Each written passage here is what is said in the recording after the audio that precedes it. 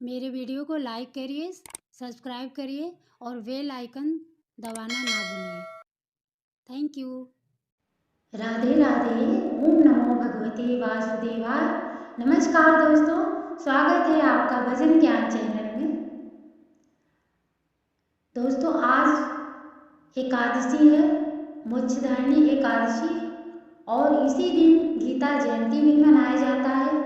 इसी दिन भगवान कृष्ण ने अर्जुन को कुरुक्षेत्र में गीता का उपदेश दिया था।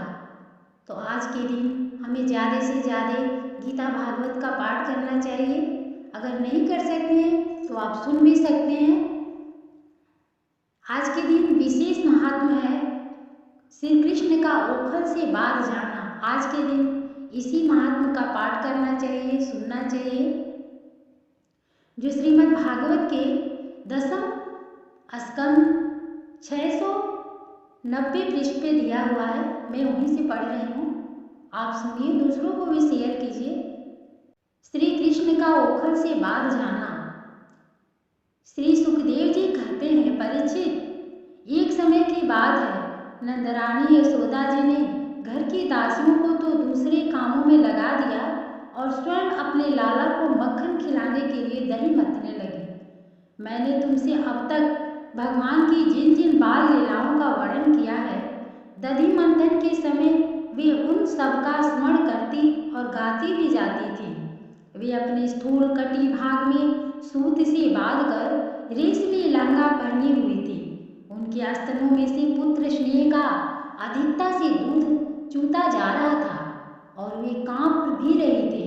नेति खींचते रहने से बाहें कुछ थक गई थी। हाथों के कंगन और कानों के कर्णफूल हिल रहे थे। मुंह पर पसीने की बूंदें झलक रही थी। चोटी में गुते में मालती के सुंदर पुष्प गिरते जा रहे थे। सुंदर भौं वाली यशोदा इस प्रकार दही मथ रही थी। उसी समय भगवान श्री कृष्ण स्तन पीने के लिए दही मथती हुई अपनी माता के पास आए। उन्होंने अपनी माता के हृदय में प्रेम और आनंद को और भी बढ़ाते हुए दही की मथानी पकड़ ली तथा उन्हें मथने से रोक दिया। श्री कृष्ण माता यशोदा की गोद में चढ़ गए। वात्सल्य स्नेह की अधिकता से उनके स्तनों से दूध तो स्वयं झर ही रहा था। वे उन्हें पिलाने लगे और मंद मंद मुस्कान से युक्त उनका मुख देखने लगे। इतने में ही दूसरी ओर अंगीठी पर रखे हुए दूध में उफान आ गया। उसे देखकर यशोदा जी उन्हें अतृप्त ही छोड़कर जल्दी से दूध उतारने के लिए चली गई। इससे श्री कृष्ण को कुछ क्रोध आया। उनके लाल लाल होठ फड़कने लगे। उन्हें दांतों से दबाकर श्री कृष्ण ने पास ही पड़े हुए लोढ़े से दही का मटका फोड़ फाड़ डाला। बनावटी आंसू आंखों में भर लिए और दूसरे घर में जाकर अकेले में बासी माखन खाने लगे। यशोदा जी आटे हुए दूध को उतारकर फिर मतने के घर में चली आई। वहाँ देखती हैं तो दही का मटका कमोरा टुकड़े टुकड़े हो गया है। वे समझ गए कि यह सब मेरे लाला का ही करतूत है। साथ ही उन्हें वहाँ न देखकर यशोदा माता हंसने लगे। इधर उधर ढूंढने पर पता चला कि श्री कृष्ण एक उल्टे हुए ओखल पर खड़े हैं और छीके पर का माखन लेकर बंदरों को खूब लुटा रहे हैं। उन्हें यह भी डर है कि कहीं मेरी चोरी खुल न जाए, इसलिए चौकन्ने होकर चारों ओर ताकते जाते हैं। यह देखकर यशोदा रानी पीछे से धीरे धीरे उनके पास जा पहुंची। जब श्री कृष्ण ने देखा कि मेरी माँ हाथ में छड़ी लिए मेरी ही ओर आ रही हैं, तब झट से ओखली पर से कूद पड़े और डरे हुए की भांति भागे। परीक्षित, बड़े बड़े योगी तपस्या के द्वारा अपने मन को अत्यंत सूक्ष्म और शुद्ध बनाकर भी जिनमें प्रवेश नहीं करा पाते, पाने की बात तो दूर ही रही, उन्हीं भगवान के पीछे पीछे उन्हें पकड़ने के लिए यशोदा जी दौड़ी। जब इस प्रकार माता यशोदा श्री कृष्ण के पीछे दौड़ने लगी, तब कुछ ही देर में बड़े बड़े अभी हिलते हुए नितंबों के कारण उनकी चाल धीमी पड़ गई। वेग से दौड़ने के कारण चोटी की गांठ ढीली पड़ गई। वे ज्यों-ज्यों आगे बढ़ती, पीछे-पीछे चोटी में गूंथे हुए फूल गिरते जाते। इस प्रकार सुंदरी यशोदा ज्यों-त्यों उन्हें पकड़ सकी। श्री कृष्ण का हाथ पकड़कर वे उन्हें डराने धमकाने लगे। उस समय श्री कृष्ण की झांकी बड़ी विलक्षण हो रही थी। अपराध तो किया ही था, इसलिए रुलाई रोकने पर भी न रुकती थी। हाथों से आंखें मल रहे थे, इसलिए मुंह पर काजल की स्याही फैल गई थी। पीटने के भय से आंखें ऊपर की ओर उठ गई थी, उनसे व्याकुलता सूचित होती थी। जब यशोदा जी ने देखा कि लल्ला बहुत डर गया है, तब उनके हृदय में वात्सल्य स्नेह उमड़ आया। उन्होंने छड़ी फेंक दी। इसके बाद सोचा कि इसको एक बार रस्सी से बांध देना चाहिए, नहीं तो यह कहीं भाग जाएगा।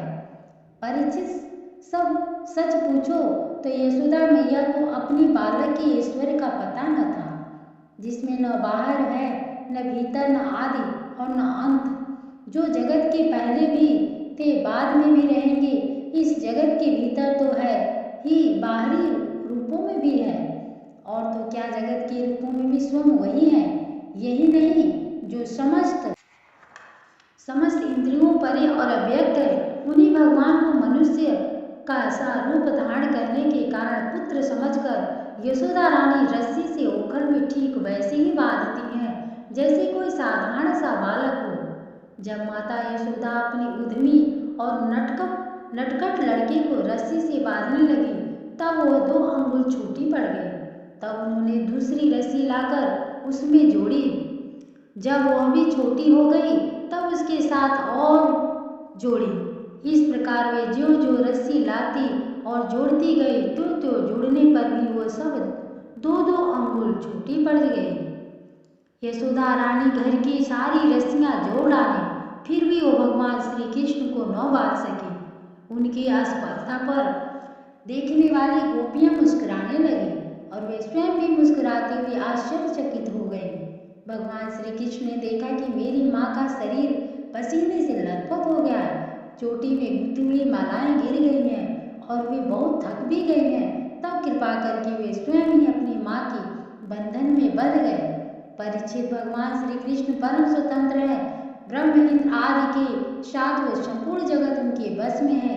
फिर भी इस प्रकार बंधकर उन्होंने संसार को यह बात दिखला दी कि मैं अपने प्रेमी भक्तों के बस में हूँ। ग्वालिनी यशोदा ने मुक्तिदाता मुकुंद से जो कुछ अनिवर्चनीय कृपा प्रसाद प्राप्त किया, वो प्रसाद ब्रह्मपुत्र होने पर भी, शंकर आत्मा होने पर भी और वक्ष स्थल पर विराजमान लक्ष्मी अर्धांगिनी होने पर भी न पा सके।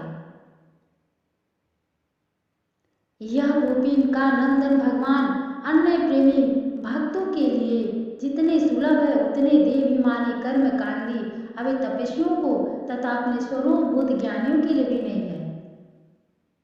इसके बाद नंद रानी यशोदा जी तो घर के काम धंधों में उलझ गईं और ओखल में बंधे हुए भगवान श्याम सुंदर ने उन दोनों अर्जुन वृक्षों को मुक्ति देने की सोची, जो पहले यक्षराज कुबेर के पुत्र थे। इनके नाम से नलकूबर और मणिग्रीव, इनके पास धन, सौंदर्य और ऐश्वर्य की पूर्णता थी। इनका घमंड देखकर ही देवर्षि नारद जी ने इन्हें शाप दे दिया था और ये वृक्ष हो गए थे।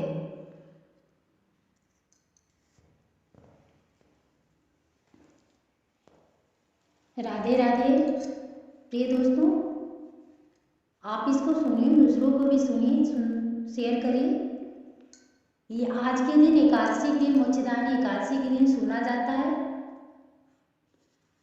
अगर आपके पास भगवद गीता है तो आप खुद पढ़िए।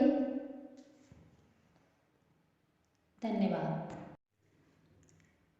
मार्गशीर्ष शुक्ला मोक्षदा एकादशी व्रत कथा। युधिष्ठिर बोले, हे भगवान कृष्ण, अब आप मुझे 26 एकादशियों के नाम, व्रत विधि बतलाइए तथा किस देवता का पूजन करना चाहिए। भगवान जी बोले, मार्गशीर्ष नाम शुक्ल पक्ष की एकादशी का नाम मोक्षदा है। यथा नाम तथा गुण अर्थात मोक्ष देने वाला व्रत है। 12 मासों में मैं मार्गशीर्ष को उत्तम मानता हूँ। गीता में अर्जुन से कह चुका हूँ, इससे कृष्ण की एकादशी से प्रेम उत्पन्न होता है और शुक्ल पक्ष के व्रत मोक्षदाता है। इस व्रत में दामोदर भगवान का पूजन करना चाहिए। आज व्रतधारियों को यजमान से मेरी उखड़ बंधन लीला का श्रवण करना योग्य है। अब मोक्षदा एकादशी की पौराणिक कथा सुनाता हूँ। प्राचीन गोकुल नगर में वैखानस नाम का राजा धर्मात्मा और भक्त था। उसने रात्रि को स्वप्न में अपने पूज्य पिता को नरक भोगते हुए देखा। प्रातःकाल ज्योतिषी वेद पाठी ब्राह्मणों से पूछने लगा कि मेरे पिता का उद्धार कैसे होगा।